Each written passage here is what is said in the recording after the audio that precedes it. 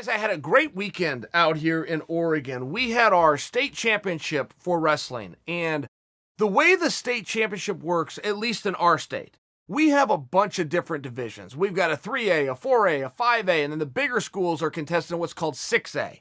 To put that in perspective, when I was in school, the biggest division, same schools, but the biggest division was only called 4A. They've added 2 divisions over time. So it's a little bit tough on a state level to get all of these different divisions contested in each and every sport. Wrestling, unlike other sports, does it all in the same building, all in the same weekend. They stagger the times, and the 3A goes now, and then stagger a couple hours later, the 4A comes in, and 5A and 6A, and so on and so forth. So I was coach of the high school, and our team did great. We sent 4 to the state finals, which is school record. Most we've ever had the state finals was 3. Destiny comes in, Destiny Rodriguez. She goes and wins it as a freshman, pens her way through the tournament. She also happens to be a world champion, so a state tournament wasn't all that big of a deal. But when you're in high school and you're a freshman and you go out there and grab a crown, it's a very exciting moment. I have to tell you, back up. So much like you guys, I think you guys can relate to this too. It feels like you were in high school yesterday. And this doesn't matter if you guys are 19 years old and you've only been out a year, you're 25 years old, you've been out 7 or 8 years, or you're 60 years old. It feels like it just happened. And I got to tell you, my junior year, which was 1994, I went to something called the Junior Nationals. But when you go to the Junior Nationals, you're part of the national team. You go to a national team training camp. Then you go out to Fargo, meet up with all the other states, figure out who the best high schooler in the lands is. So we have 2 teams out here in Oregon, Roseburg and Newburgh. And these guys have flip-flopped who the state champion is and who's second for a meaningful period of time, 20 years. Nobody really slips it. These guys are either gold or they're silver. Coach Landers with Roseburg, Coach Russo of Newburgh. And by the way, these guys are best friends. They were like in each other's weddings. They were teammates in college. They were roommates in college. They now live on separate sides of the state. Competition is extremely fierce, even though they're the best of friends. So it's a really fun dynamic, even to be on the outside and witness this. But I met these 2 guys, Coach Russo, Coach Landers, my junior year of high school. Well, I really like these guys. They were fun. They were funny. They were passionate. They got nothing for giving back to the wrestling community. They just cared. They were good guys. They were guys you could look up to. These guys liked me, but they treated me terrible. These guys treated me so terrible, even though they liked me. But this was part of what was funny about that. Here, let me give you an example. So I enjoyed both of these guys. When we go off to the Junior Nationals, we stay in dorms at the college, Fargo Dome, but we stay in dorms. Everybody does. So on the very last day, before you check out, you spend a whole week there. Before you check out and fly to the airport, there's like rules, and the coaches have to come around and make sure you follow the rules. You know, your sheets go over here, and your towels go over here, and your bed's got to be made this way, and the pillows are over here, and you got to have everything packed, and they check all the drawers so that when everybody leaves, I didn't forget anything, but there's just some stuff that has to happen. So they come into my room. I've got everything packed. I've been out there a week. I'm totally exhausted. Wrestled like 11 matches in Greco and 11 matches in freestyle. I mean, I'm ready to get home. I got my bag packed. I'm waiting for these 2 guys. They walk in the room, calm as could be.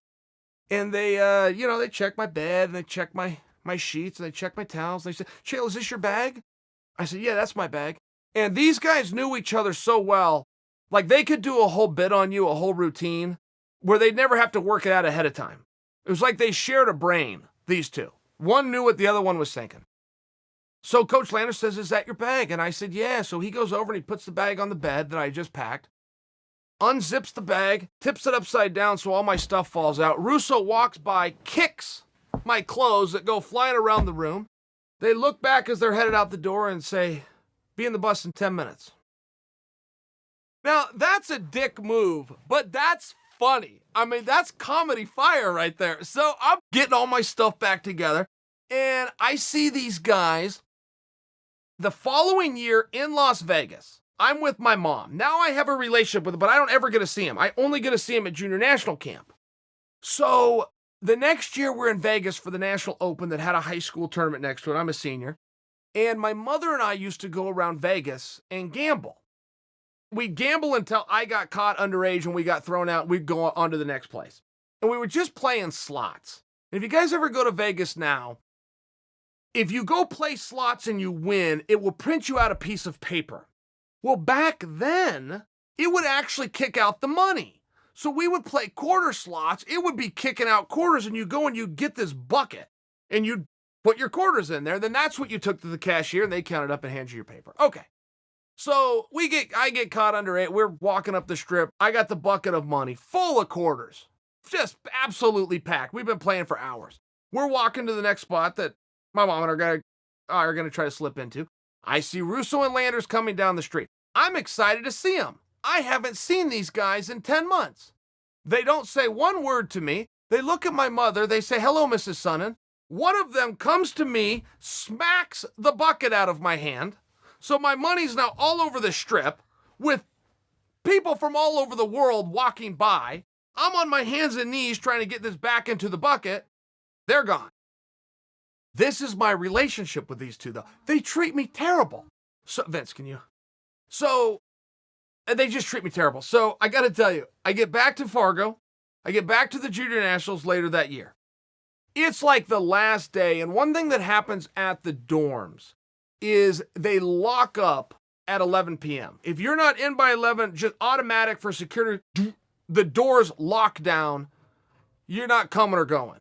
So I happen to be downstairs late, midnight, 12:30 in the morning, 1 a.m. I'm on like a payphone. And Russo and Landers come walking up. They're outside. They're stuck. So they knock on the window, and I know the deal at the dorm. This is my second time being to this event. I know good and well they can't get in. They're stuck, and I'm the only one in the hallway. So I put that phone down, and I'm protected. I'm safe. These guys are behind a bolted glass door.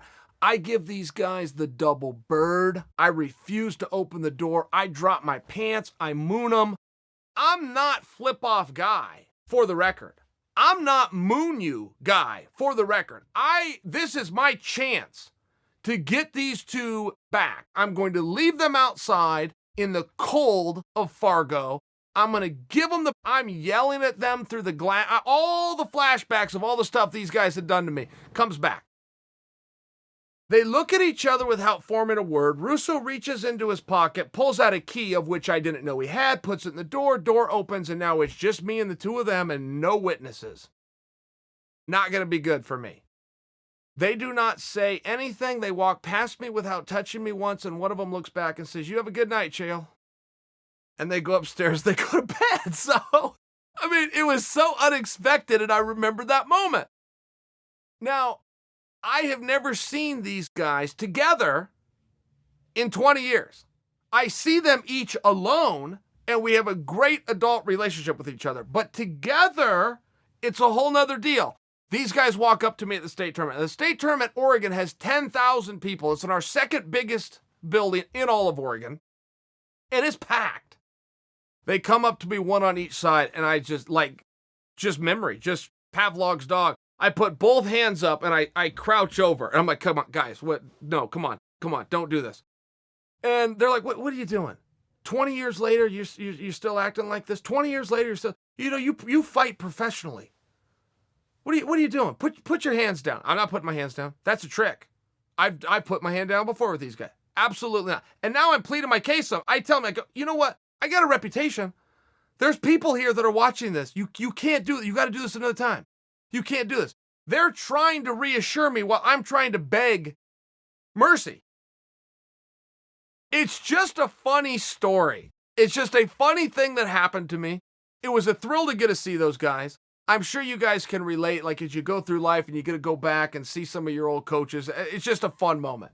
I had these two coaches who I always liked, who liked me, but who picked on me. They picked on me nonstop. I'm 40 years old. They're still picking on me.